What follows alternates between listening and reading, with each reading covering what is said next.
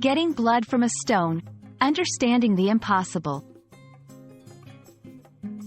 Hello, everyone. Welcome back to our channel. Today, we're diving into a fascinating English idiom, getting blood from a stone. This phrase might sound a bit strange at first, but it's packed with meaning and is widely used in English-speaking countries.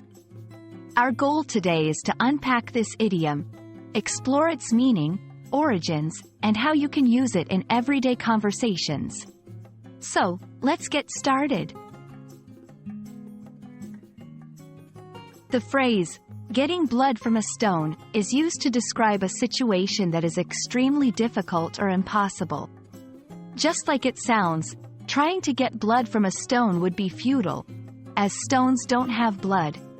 This idiom is often applied to situations where no matter how much effort you put in, achieving a desired outcome is unlikely. It highlights the hopelessness or futility of certain efforts. The exact origins of this idiom are a bit murky, but it's believed to date back several centuries.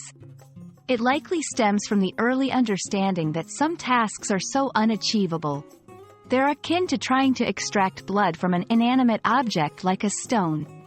Over time, this phrase has been woven into English vernacular, capturing the essence of impossibility and fruitless endeavors.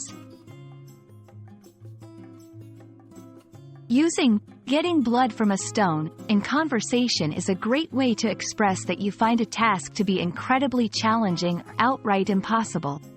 Here are a few examples. Asking him to arrive on time is like getting blood from a stone. Trying to get a straight answer out of her is like getting blood from a stone. When you use this idiom, it immediately conveys to the listener that you're dealing with a situation that is unyielding or inflexible.